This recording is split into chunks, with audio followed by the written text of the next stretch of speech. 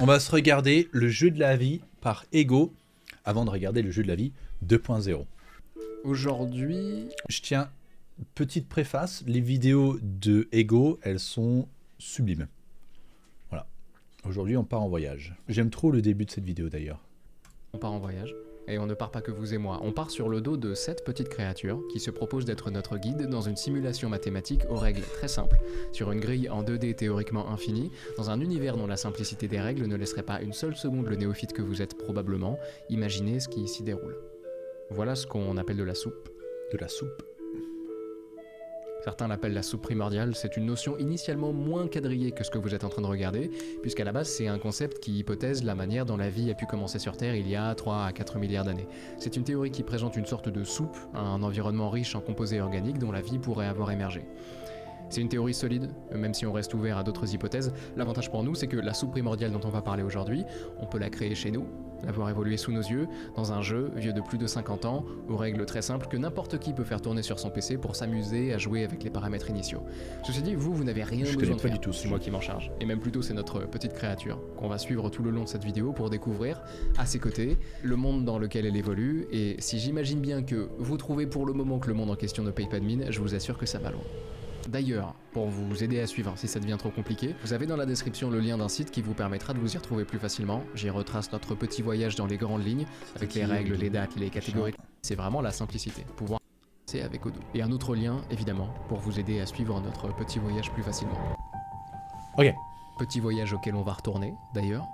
En fait, nous voilà de retour dans notre soupe primordiale. Et vous n'y comprenez rien, et c'est normal, donc on va commencer par la base. Ça, c'est ce qu'on appelle le jeu de la vie de Conway, parce que cette version a été mise au point par un mathématicien du nom de John Conway en 1970. Ce jeu de la vie fait partie d'une catégorie de jeux assez particulière qu'on appelle le jeu à 0 joueur, c'est-à-dire qu'il se joue tout seul. Ici, plus spécifiquement, on a affaire à ce qu'on appelle un automate cellulaire. Un automate cellulaire, c'est un modèle mathématique composé de cellules qui interagissent entre elles selon des règles précises. On va faire simple et fonctionner avec ce qu'on voit ici pour comprendre. Là, on a une grille, théoriquement infinie, en 2D. Tous les petits carrés que vous voyez formés par la grille, ce sont des cellules qui peuvent être dans 2 états, mortes, en noir, ou vivantes, en blanc. Chaque cellule est entourée par 8 autres cellules, qu'on appelle des voisines. Ok, ça c'est la base. Maintenant, comment est-ce qu'on donne vie à tout ça ? Déjà, le jeu fonctionne par génération, une par une. L'état de la génération actuelle, donc ce qu'on voit là, va déterminer l'état de la génération suivante. Et on avance, génération par génération. La grande question, c'est de savoir selon quelles règles on génère chaque génération. Oui. L'avantage pour nous, c'est que tout le principe du jeu de la vie de Conway, c'est d'avoir des règles très simples et de voir à quel point les choses peuvent devenir complexes. Et pour le coup, c'est difficile de faire plus simple, puisque le jeu de la vie n'a que 2 règles, qu'on comprend très facilement si on réfléchit aux cellules comme à de vraies populations. La première règle, c'est qu'une cellule morte qui a exactement 3 cellules voisines vivantes devient vivante. Ok. En gros, la vie, dans les bonnes quantités, crée la vie. La deuxième règle, c'est qu'une cellule vivante qui possède 2 ou 3 voisines vivantes reste vivante. Plus de 3 voisines et la cellule meurt, comme s'il y avait surpopulation. Moins de 2 voisines, la cellule meurt, comme s'il y avait sous-population. On va prendre un exemple pour que vous assimiliez le concept plus facilement. Voilà 3 cellules vivantes côte à côte. Pour chaque cellule du groupe, on va calculer ce qui va se passer lors de la génération suivante. Ok, pour cette cellule, on regarde ce qu'il y a autour. Dans son entourage direct, elle a 2 voisines vivantes, donc selon cette règle, elle reste vivante. Pour cette cellule, pareil, 2 voisines, donc elle reste vivante, et pour cette cellule aussi. Donc ces 3 cellules vivantes restent vivantes. Ok. Mais qu'est-ce qu'il advient de cette cellule qui est morte ? Elle n'a pas seulement 2 voisines vivantes, mais 3. Ce qui veut dire, selon la première règle, qu'elle devient vivante. La vie, en bonne quantité, crée la vie. Ouais. Bon, on vient de créer quelque chose, c'est pas mal déjà. Mais qu'est-ce qui va se passer lors de la prochaine génération ? Comme chaque cellule vivante possède 3 voisines vivantes, toutes les cellules restent vivantes. Ce qui nous donne ce qu'on appelle un bloc, l'une des configurations les plus courantes du jeu de la vie de Conway. Voilà comment le jeu de la vie fonctionne. À chaque génération, le logiciel calcule l'état de chaque cellule présente sur la grille en même temps. Et on avance. La vitesse, c'est moi qui la gère, ça dépendra de nos rencontres. Et du coup, on se retrouve avec plein de blocs comme ça. D'ailleurs, des blocs qui s'accumulent de partout, jusqu'au moment où il y a une cellule qui se propage et qui arrive à côté et que ça défait le bloc. Bref, ce bloc, il appartient à une grande catégorie de configurations qu'on appelle des natures mortes. En gros, ce sont des configurations qui ne bougent pas. On en trouve un paquet. Et elle, on l'appelle la ruche. Elle, la table miroir. Et c'est bien, ça nous fait de jolis dessins, mais c'est pas palpitant non plus. Nous, on veut du mouvement. Donc je vous montre. Voilà 3 cellules vivantes côte à côte. Et c'est votre... C'est un petit peu le concept de l'entropie. Je me rappelle, on avait fait... Alors attendez, entropie. Entropie. Hop là. L'entropie, en thermodynamique, c'est une grandeur physique qui caractérise le degré de désorganisation d'un système. Donc, la perte d'entropie, c'est quand on va vers un système qui n'a pas de désorganisation, qui reste fixe. Donc, ici, dans le Nous, on veut du mouvement. là, j'imagine qu'il va montrer Et on après. avance. Ici, plus c'est désorganisé, plus ça arrête pas de changer, plus il y a d'entropie. Mais plus c'est statique et qu'il y a les natures mortes, moins il y a d'entropie. Et c'est un concept de l'univers assez fascinant. J'imagine Ce que qu'il ça va va peut-être donner. en parler après. Ok, on reprend pour chaque cellule. Celle-ci n'a qu'une voisine vivante, donc elle Je suis mourra à je la suis allé prochaine trop en génération. Voilà 3 cellules vivantes côte à côte, et c'est votre premier exercice. Mettez sur pause, je vous laisse réfléchir à ce que ça va donner. Ok, il y a celle au-dessus On et reprend celle en pour dessous chaque qui cellule. vont- Celle-ci n'a qu'une voisine vivante, donc elle mourra à la prochaine génération. Ouais. Pareil pour celle-ci, morte. Celle du milieu a 2 voisines vivantes, donc elle reste en vie. Et au-dessus Maintenant, on et peut en regarder dessous. les cellules mortes autour. Donc ça va faire Celle-ci comme n'a ça. que 2 voisines vivantes, donc pas assez pour devenir vivante. Pareil pour ces 3-là. Mais celle-ci a 3 voisines vivantes. Donc Celle-ci ça, elle va aussi. juste tourner Donc en elles fait. prennent vie. Ce qui nous donne, à la génération suivante, ceci. Et quand on laisse tourner, voilà notre première forme de vie un peu intéressante, le blinker. Ça bouge, c'est joli, et on peut faire mieux. Le blinker, il appartient à la grande catégorie des oscillateurs. Ce sont des configurations qui se répètent après un certain nombre de générations. Mhm. Ça, par exemple, c'est le cercle de feu. Comme le blinker, c'est un Il y a oscillateur des- qui il y a fonctionne plein en de 2 noms, c'est trop bien. générations, c'est-à-dire qu'il lui faut 2 générations pour revenir à son état initial. Et on peut monter en génération. En 3, on a le pulsar. En 4, on a la roue de Catherine. En 8, le figure 8. En 20, le 145P20. En 37, le Belouchenko's P37. Bref, ça peut monter Ouais, très haut, ils ont mais donné parmi plein les de- oscillateurs qui nécessitent plus de générations, on trouve des choses dont je voudrais vous parler plus tard, donc on va se garder ça sous le coude. Mais il y a peut-être quelque chose que vous commencez à vous dire en regardant ces configurations. Comment on passe de la soupe à ça, sans déconner? Parce que moi, quand je lance une soupe chez moi, j'arrive à pas grand-chose. Et c'est là que le titre de jeu à 0 joueur vous a peut-être induit en erreur. Le jeu de la vie, c'est pas juste un jeu qu'on lance et qu'on regarde. C'est un jeu qu'on explore et avec lequel on est invité à expérimenter. Et ce qui se passe dès 1970, à la création du jeu, c'est qu'on trouve une foule de gens qui cherchent, qui essayent, qui trouvent, qui nomment, qui mettent en commun. Et j'ai été très surpris de me retrouver complètement écrasé par la quantité d'informations qu'on trouve sur le wiki Wow. du jeu de la vie. On trouve les explications des concepts, des catégories, on trouve des listes de configurations avec leurs composants, leur fonctionnement, leurs créateurs, qui ont eux-mêmes des pages sur lesquelles sont recensées toutes leurs trouvailles avec tout. Les gens qui font des études de maths, si jamais un jour on vous pose la question, mais pourquoi tu étudies les maths, dites-leur de regarder la vidéo Les Jeux de la vie de Ego. Toujours Voilà. des noms très inspirés. Là, c'est le French Kiss. Là, la mini cocotte minute. Là, la machine à laver.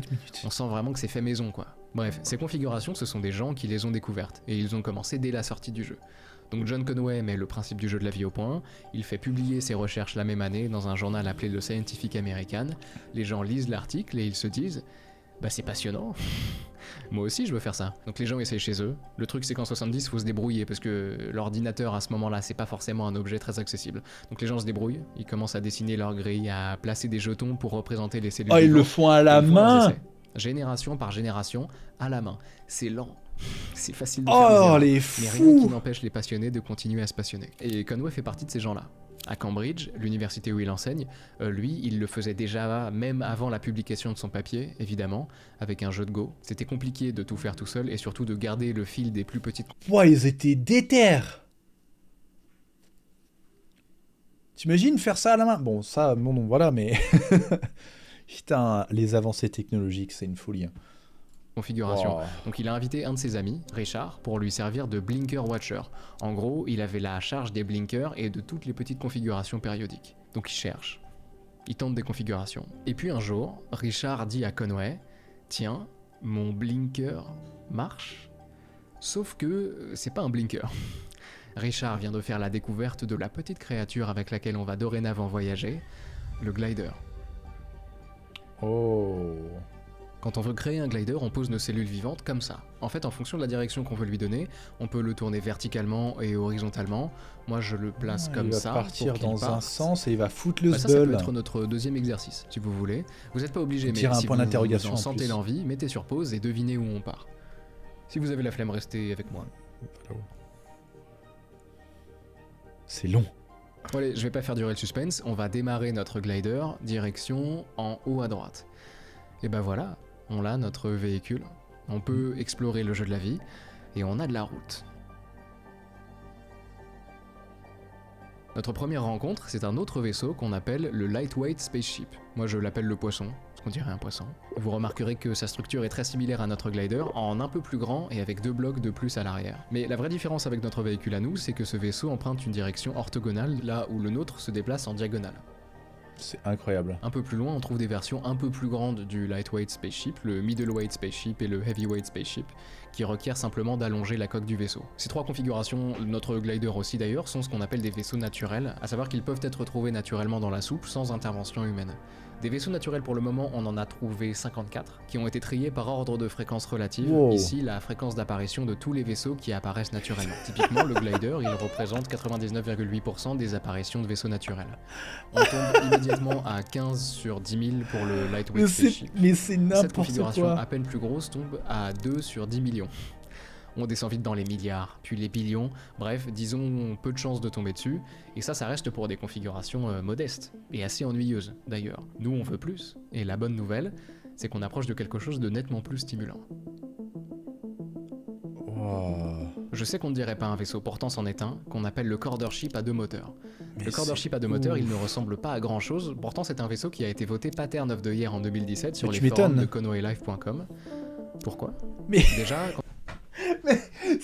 ce qui me fait trop rire, c'est il y a tout un écosystème de matheux qui existe autour de ce jeu et il y a genre un prix du pattern. C'est le prix, et genre il glisse par-dessus cette information comme si tout le monde était au courant. Bah oui, ça a été voté Pattern of the Year, by the way, et puis maintenant on va passer à autre chose. Comment ça, Pattern of the Year? Il y a des concours. Genre on dirait il dit oui, bah c'est la photo de l'année dans Genre, c'est incroyable. Et là, ça, c'est juste un truc de génération de blocs, quoi. Il doit y en avoir d'autres. Quand on accélère un peu la simulation, on se rend compte que ce n'est effectivement pas juste un fouillis de cellules, mais bien une entité qui avance.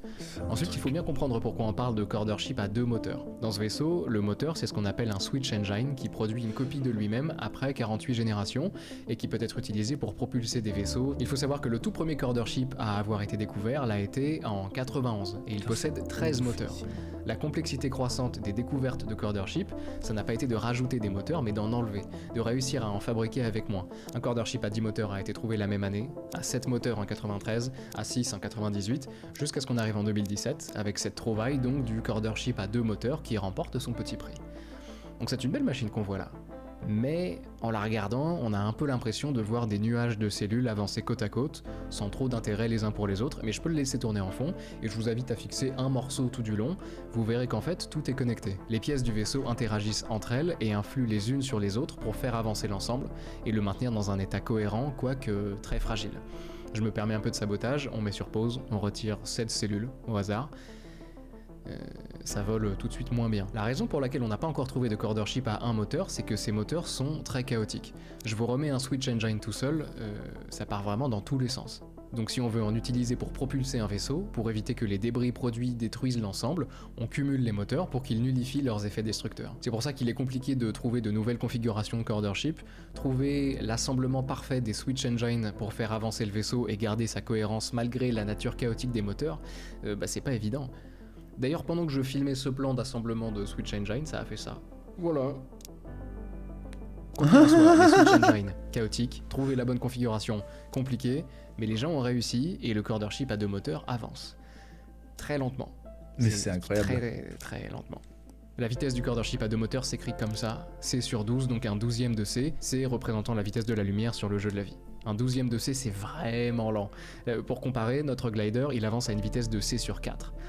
Donc on trace, et on s'éloigne. Sauf que, pas vraiment, puisqu'on tombe sur un autre Corder Ship à 2 moteurs, puis un autre, Ok. Il se passe quoi là? Bon, on va avancer, on a Qu'est-ce du qui se chemin. passe? L'avantage c'est que je peux accélérer. Encore. Oh! Ok, Ah, il voilà. a trouvé On un est arrivé. générateur! Voilà une usine à Cordership à Une 2 moteurs. usine à Cordership! Mais c'est trop bien! C'est trop con, mais c'est trop bien! Putain! Mais c'est trop bien que ça s'appelle le jeu de la vie, mais parce que c'est littéralement ça en fait. Genre, la vie, elle est passée par exactement tous ces mêmes stades. Genre, les études de biologie et compagnie, à la base, il y avait une soupe primordiale.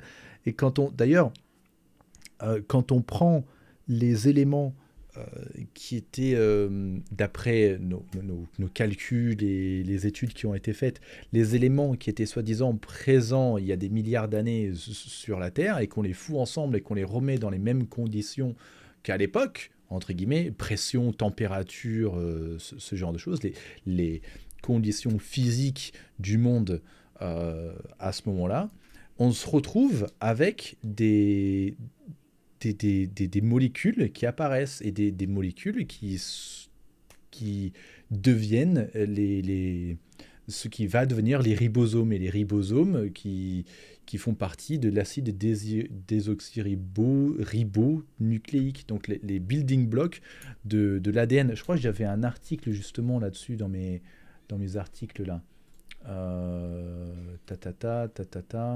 Non, c'était sur TikTok. J'étais tombé sur une vidéo où il y a des scientifiques qui ont trouvé sur un astéroïde, je crois qu'ils ont trouvé sur un astéroïde justement les mêmes building blocks qui deviennent la ribose, enfin qui aboutissent à l'ADN en fait. Et donc ça sous-entendait que potentiellement l'ADN, ou l'ARN plutôt, puis l'ADN, c'est moins rare à travers l'univers qu'on pourrait le penser.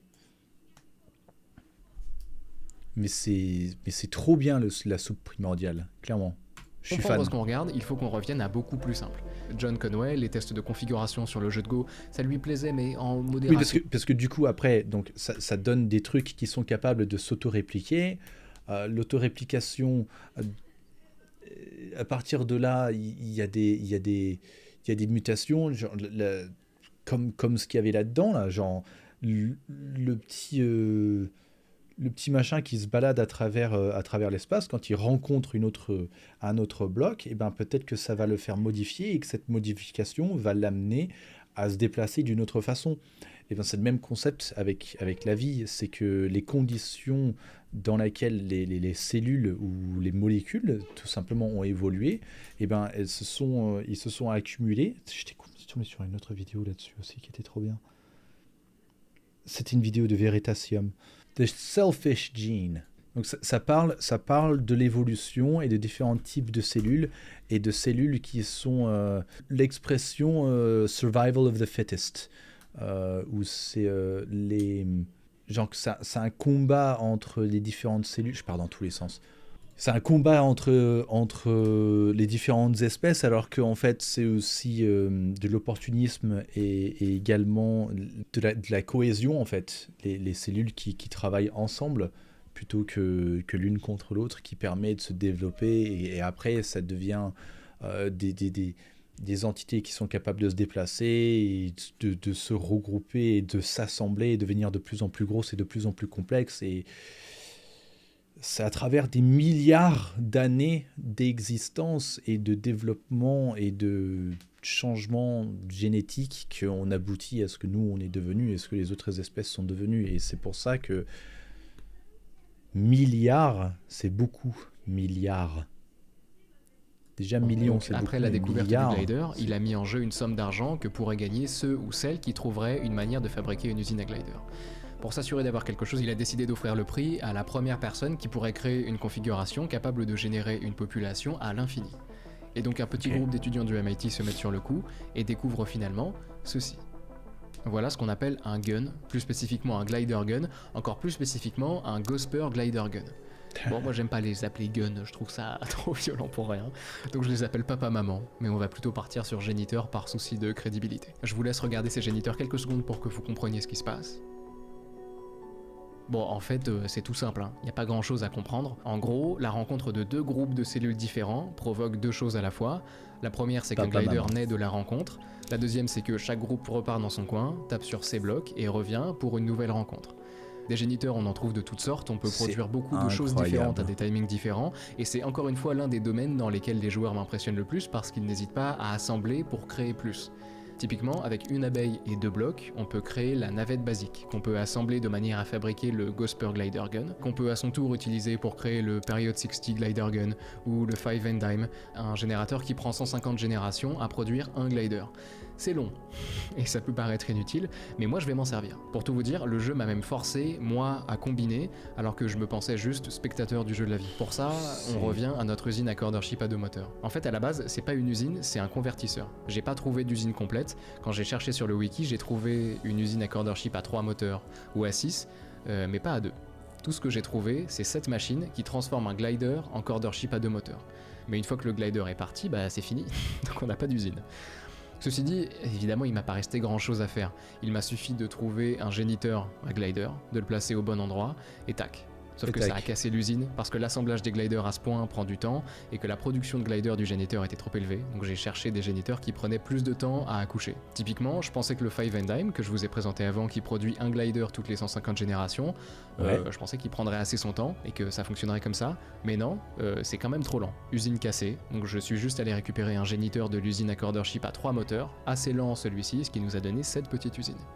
Bon, rien de sorcier donc, hein, mais j'ai quand même dû faire mon bricolage. Et ça m'a laissé le temps de bien comprendre le fonctionnement de l'usine, très simple. Elle fonctionne avec un géniteur qui laisse partir sa putain de progéniture passionnant, dans un tuyau, bordel. qui amène le glider ici, qui provoque une réaction générant plus de gliders, à leur tour amenés dans des tuyaux, tous les gliders se réunissent ici et forment lentement un Cordership à deux moteurs. C'est tout le temps comme ça que les usines fonctionnent, la rencontre de différents groupes de cellules amène à la création d'un ou plusieurs autres groupes de cellules. Et puis on peut toujours partir sur plus gros. Voilà le V-Gun. Lui, je veux bien l'appeler Gun, il est intimidant. Ça, c'est le Maximum Volatility Gun. C'est grand. Et pourtant, c'est ce qu'on appelle un Single Barrel Gun, à savoir qu'il ne produit qu'un seul courant de vaisseau, juste ici, et simplement des gliders. Et c'est toujours super intéressant de se pencher sur ces constructions et de comprendre comment ça fonctionne. Moi, c'est comme ça que je fais avant de vous en parler, je regarde et je cherche à comprendre. D'ailleurs, je rappelle que je suis loin d'être un expert, moi je suis comme un enfant à la récré qui veut montrer ce qu'il a trouvé à ses copains, et mes copains, c'est vous, donc toute cette vidéo, c'est moi qui viens vers vous pour vous montrer les jolis cailloux que j'ai trouvés dans la cour. Et du coup, je vous montre. Le Maximum Volatility Gun, il est assez simple à comprendre, mais il m'a quand même surpris. À le regarder de loin, moi je pensais qu'il y avait une source de glider qui ensuite rebondissait sur ces sortes de bumpers pour ensuite être envoyé dans l'espace, et je me disais, bah c'est fait pour être joli, pour tournicoter dans tous les sens, et c'est très bien comme ça. Mais en fait, mais non, mais il y a des gens qui ont trouvé des utilités de fou.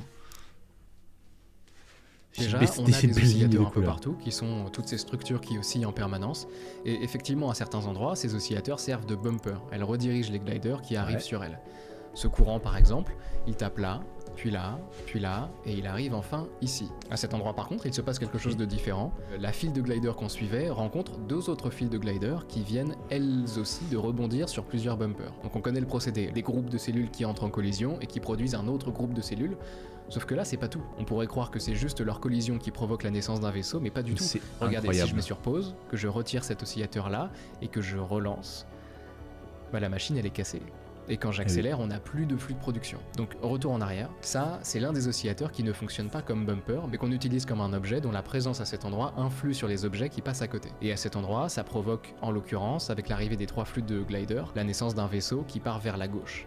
Donc on continue par là avec notre nouveau vaisseau, et on assiste à la même chose un peu plus loin, collision de trois gliders, sans oscillateur cette fois-ci, ce qui donne naissance au même vaisseau en un peu plus petit.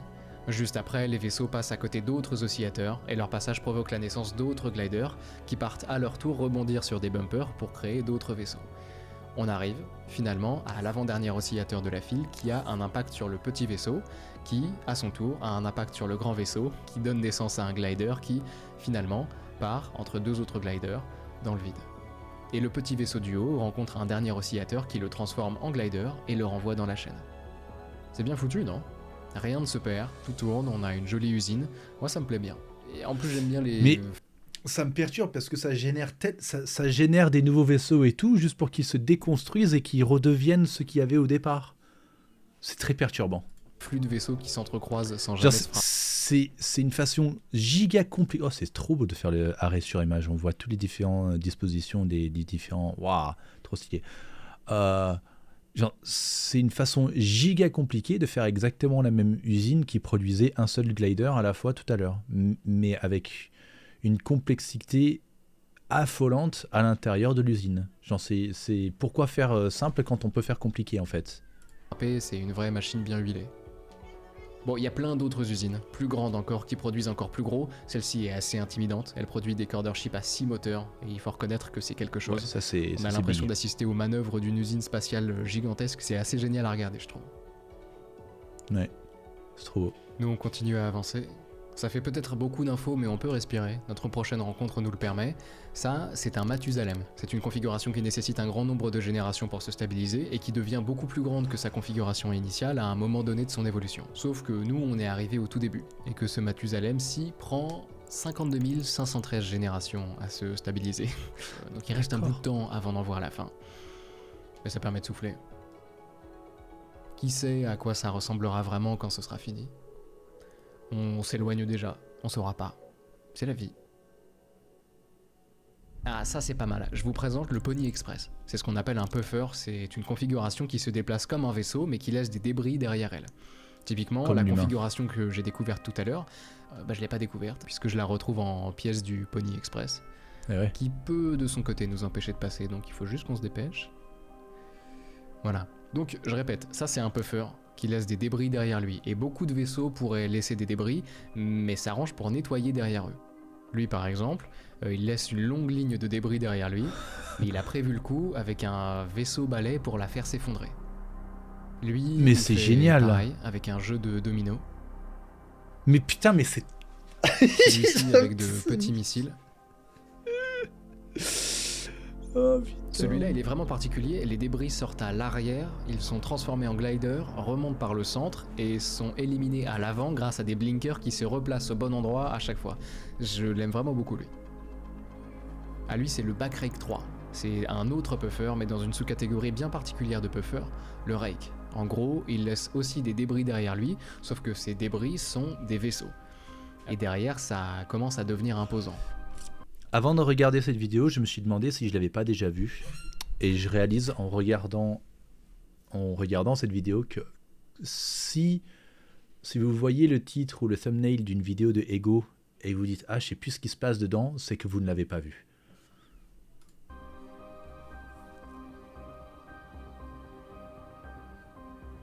Il est incroyable, Et ça, ce mec. Par rapport Elles sont folles, ça, ces vidéos. je vous présente le Breeder 1. Le premier breeder jamais découvert.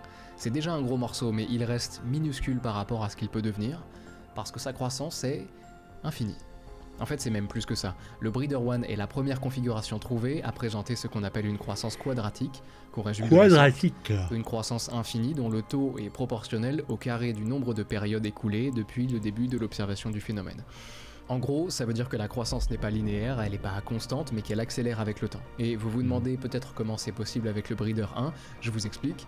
Cette configuration est un puffer, donc une configuration qui avance comme un vaisseau, mais qui laisse derrière elle des débris. Ceux qui ont bien suivi pourraient peut-être croire que c'est même un Rake. Vous vous souvenez, c'est la sous-configuration de puffer qui ne laisse derrière elle pas que de simples débris, mais des vaisseaux. C'est bien ce qu'on voit ici, non ? Des vaisseaux produits par le Breeder 1.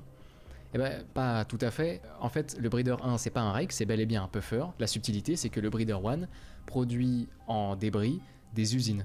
Ces débris, ce sont des usines à gliders, qui restent au même endroit pour toujours en produisant des gliders en boucle.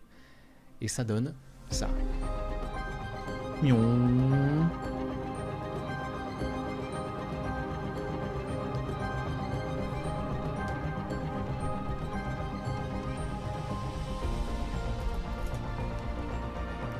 Ah oui. Wow. Oh, mes yeux. Ah.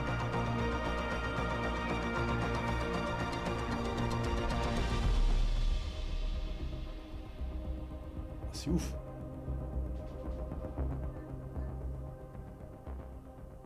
Ok, on a compris qu'on pouvait faire grand, mais c'est pas le plus intéressant. Le plus intéressant, il commence plus petit. Illuminati. On revient à la base. L'un des objectifs de John Conway quand il a mis sur pied ce jeu de la vie, c'était d'avoir un jeu aux règles simples et de voir à quel point les choses pouvaient y devenir complexes. Il y a un truc qui pourrait vraiment satisfaire ce principe de complexité et que Conway espérait dès le début, c'était de rendre son jeu Turing complet. Je vous donne la définition de Turing complet.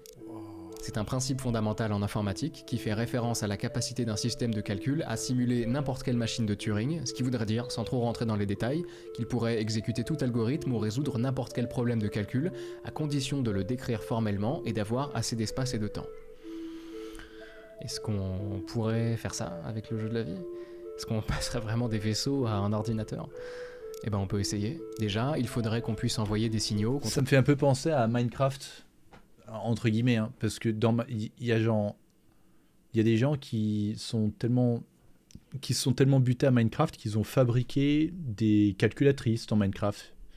Il y a des gens, ils ont fabriqué un ordinateur. Il y a des gens, ils ont fabriqué Minecraft à l'intérieur de Minecraft. Donc c'est du code à l'infini, genre aller dans les choses pour pouvoir faire les choses, c'est passionnant, c'est incroyable. Des substituts à l'électricité. Ça, on peut le faire avec des géniteurs, on peut envoyer des gliders à intervalles réguliers ou non. Ensuite, il faudrait pouvoir utiliser ces signaux avec des portes logiques. La porte AND, par exemple, qui veut dire et qui est là pour vérifier qu'elle reçoit bien deux courants. Est-ce qu'on pourrait faire ça dans le jeu de la vie ? Plaçons. Ouais, parce que les building blocks, en fait, en théorie, les building blocks de l'informatique, c'est très très simple. C'est le binaire, c'est le oui ou le non.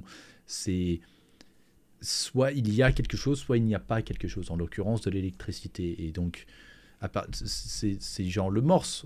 Le morse, c'est techniquement, non, le morse, il y a trois. Il y a oui, non et un truc long. Mais on peut dire court et long. Court et long, ça correspond à oui ou non. Et c'est du binaire, en fait, le morse. Mais on a réussi à avoir tout un alphabet avec. Et ben, c'est pareil. À partir du moment où tu as l'existence et la non-existence, et ben tu peux tout fabriquer. Genre la présence et la non-présence. Présence et absence de quelque chose, ça permet, avec des si oui, si non, etc., ça permet de faire tout ce qu'on est capable de faire en informatique. Et quand moi, ça me sidère là où on en est. Genre là, je suis en train de vous parler à travers une webcam, et je suis en train de l'enregistrer, et j'enregistre tout ça et je vais le poster sur YouTube. Et on dit ça comme si c'était rien, mais pars 200 ans en arrière et essaye d'expliquer ça à quelqu'un. C'est impossible. C'est impossible. C'est quoi un pixel ? D'où est-ce que ça sort ? Est-ce qu'il y a quiconque ici qui serait capable de refabriquer une carte mère ? À la rigueur, une carte mère du tout début, mais un processeur, je sais pas, ça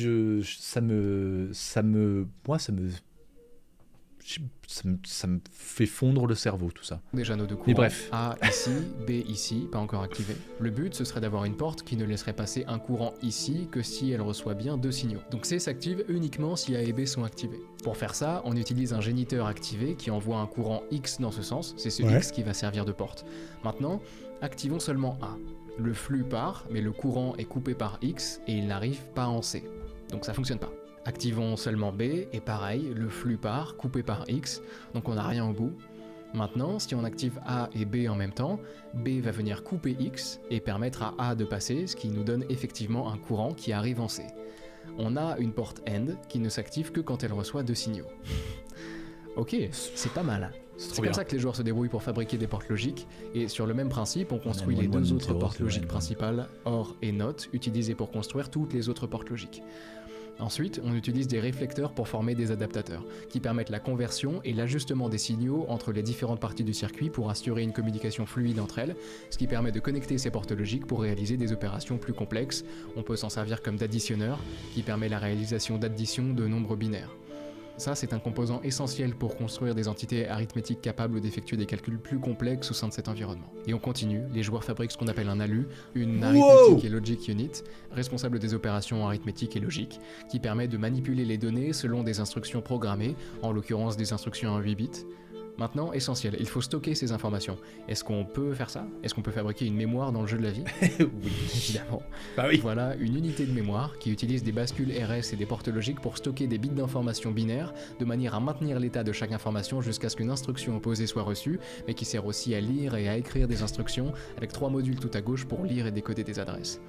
Et qu'est-ce qu'on fait avec tout ça? Il nous faut des instructions. Voilà, un programme avec le décodeur, les instructions, les adresses, les données qu'on peut modifier avec un script Python qui permet de programmer l'ordinateur qu'on est en train de monter. Et comment on voit ce qu'on fait? Et ben voilà l'écran qui commence à se remplir en fonction des instructions. Sauf que c'est long.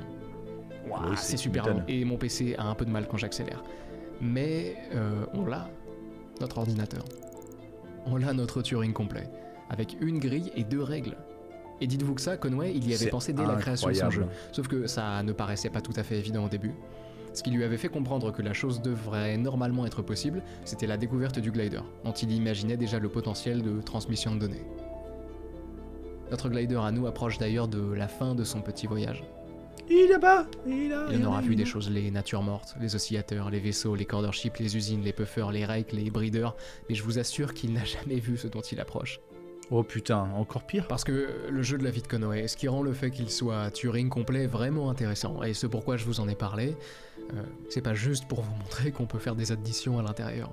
C'est pour finir de la plus jolie des manières, en vous rappelant qu'être Turing complet, ça veut dire pouvoir faire tourner n'importe quel algorithme.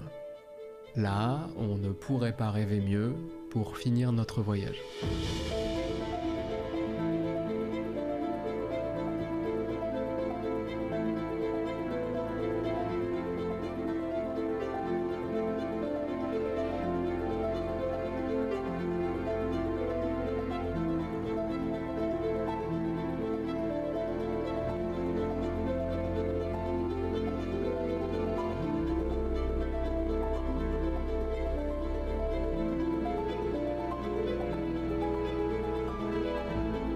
C'est un dessin.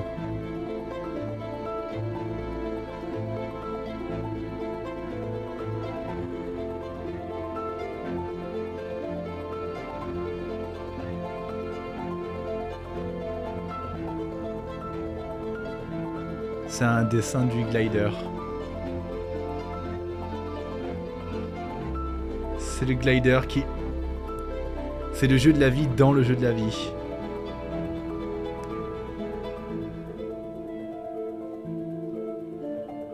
C'est l'infini!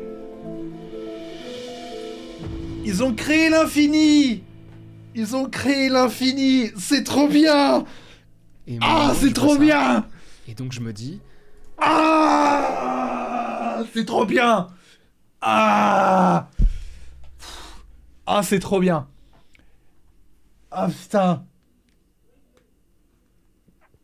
Ah, ça me fait penser à cette je sais même pas si ça existe comme théorie, enfin comme hypothèse, mais quand on regarde par exemple les nébuleuses dans l'espace et qu'on les compare aux iris, ou quand on regarde la disposition d'un réseau neuronal et quand on compare aux super galaxies. Attendez, je vais vous montrer. Une nébuleuse, l'univers et genre les synapses, la qualité elle est très très pourrie, mais genre la mort d'une étoile versus la naissance d'une cellule, enfin il y a des comparatifs dans l'infiniment grand et dans l'infiniment petit. Il y a des comparaisons dans l'infiniment grand et dans l'infiniment petit, et le fait qu'ils arrivent avec l'infini, on va comparer ça à un infiniment petit, à créer quelque chose qui devient lui-même, et c'est le concept d'un... Quand on zoome sur une fractale, c'est une fractale de vie en fait, c'est incroyable. C'est fou ce qu'on peut faire avec si peu, mais pourquoi se limiter à si peu ? Et cette phrase, ça a été le départ d'une nouvelle aventure pour moi, ça a été ma porte d'entrée dans un monde loin de s'arrêter aux frontières du jeu de la vie de Conway. Déjà parce que des jeux de la vie, il en existe plein, créés par des gens qui ne se sont pas arrêtés à la découverte de configurations dans le jeu de la vie original, mais qui se sont dit... Bah c'est passionnant, mais on va changer les règles. iLife, par exemple, reprend la même base en décidant plutôt qu'une cellule peut devenir vivante si elle est entourée d'exactement 6 cellules vivantes. Ça ne paraît rien, mais ça change complètement la dynamique du jeu, avec l'apparition de réplicateurs, des structures qui peuvent se reproduire exactement à une certaine distance d'elles-mêmes, avec un nombre défini de générations. Conway lui-même dira en parlant de ce jeu, il me semble que c'est le jeu que j'aurais dû trouver puisqu'il est si riche en belles choses. Et on trouve tellement de variantes. Wireworld qui simule le comportement de fil électrique. Langton's End qui fait se déplacer une fourmi sur une grille similaire au jeu de la vie en changeant l'état des cellules sur lesquelles elle passe et en suivant la direction indiquée par la cellule sur laquelle elle tombe. Termites qui reprend le même principe avec plus d'états de couleur pour les cellules et plus de 2 directions de rotation. Et moi je continue à me laisser porter, à tomber sur toujours plus. Sur Lenia par exemple, c'est une sorte de nouvelle version du jeu de la vie de Conway. C'est un modèle d'automate cellulaire continu et multi-état. En gros il veut faire plus organique, il laisse tomber cette histoire d'avancer génération par génération, en avançant plutôt dans le temps de manière continue, et qui laisse aussi tomber cette histoire de grille en la remplaçant par un espace continu qui permet aux configurations de cellules de n'avoir pas qu'un état, mort ou vivant, 0 ou 1, mais en permettant l'usage des décimales. Une cellule peut maintenant être 0.23 ou 0.77, ce qui donne naissance à des créatures qui paraissent immédiatement plus organiques, on dirait des vrais petits machins là, et à laquelle son créateur a plus tard permis l'utilisation de l'IA pour qu'elles apprennent à se déplacer de manière plus optimale. Et je continue mon voyage, et je tombe sur tellement d'algorithmes et tellement de modèles qu'il faudra très probablement que je vous en parle dans une deuxième vidéo. Ce qui est certain, c'est que je deviens obsédé par la création de la vie artificielle. Je tombe la tête la première dans ce qu'on appelle l'artificial life, c'est un domaine de recherche qui étudie les systèmes réalisés par l'homme et qui imite des comportements, des processus et des phénomènes de la vie biologique. C'est-à-dire qu'on se penche sur l'exploration des principes fondamentaux de la vie, sur la création des formes de vie artificielles dans des environnements physiques ou virtuels, on explore les applications potentielles de la vie artificielle dans plein de secteurs, comme la robotique, la médecine, ce qui ouvre aussi des questions éthiques et philosophiques sur notre compréhension de la vie et notre rôle en tant que créateur de systèmes vivants. Ce qui est certain, c'est que je deviens accro et que je recherche dans ces simulations toujours plus vraies. Et donc je suis là, sur mon PC, je regarde les petites bestioles de Lenia faire leur vie devant moi, et je me dis, c'est fou quand même, on dirait de vrais petits machins qu'on pourrait observer avec un microscope. Et puis, je m'éloigne un peu de mon écran, et je me rends compte, à ce moment-là, que ce qui me fascine le plus dans la vie artificielle, en fait, c'est la vie. Et je cherche pas à faire le malin, mais je vous le dis honnêtement, comme ça m'est arrivé, l'étude de la vie artificielle m'a fait prendre, ou plutôt reprendre conscience de la beauté et de la complexité des choses qui nous composent et La nous biologie, entourent. c'est Ça peut paraître étrange d'avoir cool. besoin de passer par l'étude d'ersatz de vie pour se rendre compte de la beauté de la vie, mais c'est comme ça que le cerveau humain fonctionne, on s'habitue. Voilà. Il nous faut quelques mois, quelques jours, quelques heures pour prendre les merveilles qui nous entourent pour acquises, pour les considérer comme des banalités. Alors, si on peut changer de filtre, il faut pas hésiter à le faire. Et c'est ce que je vous propose, de m'accompagner dans le super amas du Laniakea, puis dans le groupe local, puis dans la Voie lactée, et enfin dans le système solaire, dans lequel on trouve, réchauffé par une étoile jaune composée à 75% d'hydrogène, une petite planète bleue qui, il y a 3 à 4 milliards d'années, a vu naître dans ses océans de petites créatures qu'on aurait pu, si on avait été présent à ce moment-là, observer de la même manière qu'on a observé le jeu de la vie, en se demandant ce que de si petites choses pouvaient bien faire, en quoi elles allaient bien pouvoir se transformer, avec assez d'espace et de temps. On aurait pu les approcher comme on approcherait une petite simulation, avec la même curiosité qu'on a développée pour les petites créatures de Conway, on aurait pu regarder ces petits bouts de vie en nous laissant emporter par les possibilités et en nous demandant ce que ça allait bien pouvoir donner. L'avantage, pour nous, c'est qu'on n'a pas besoin de se demander.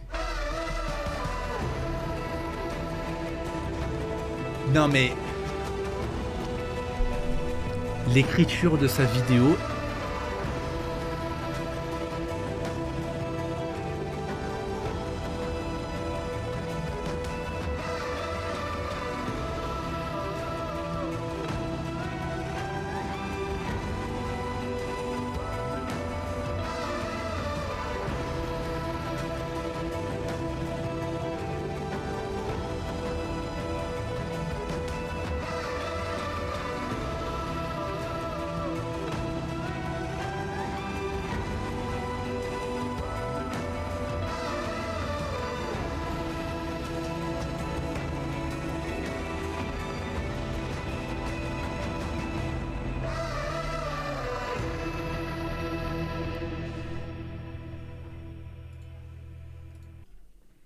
Il n'a que 1 million d'abonnés. Hein. Il lui en faudrait 10 fois plus. Et 1 million, c'est énorme. Mais il lui en faudrait 10 fois plus. Que, entre guillemets. Il n'a que, entre guillemets, 1 million d'abonnés. Il est... Ces vidéos, elles mettent des claques, mais tellement, absolument monstrueuses. Oh! J'ai pas l'énergie de regarder la deuxième tout de suite. On regardera le jeu de la vie 2.0 plus tard ou la prochaine fois. C'était trop bien. C'était trop bien. C'est tellement bien écrit, le sujet est passionnant. Il a un fil conducteur avec sa petite machine qui traverse pour pouvoir nous présenter les différents éléments qu'il voulait nous présenter. Le sujet lui-même est spectaculaire. Il y a un côté histoire, il y a un côté biologie, il y a un côté informatique, il y a un côté philosophique. Gigaclap, vraiment. Elle n'a que 3,5 millions. Il faudrait qu'elle ait 40 millions de vues, la vidéo. Non, c'était incroyable, c'était trop bien. Je crois qu'on va se regarder toutes les vidéos de Ego. Bah, c'était cool, c'était très cool. J'espère que ça vous a plu. Moi, ça m'a plu en tout cas.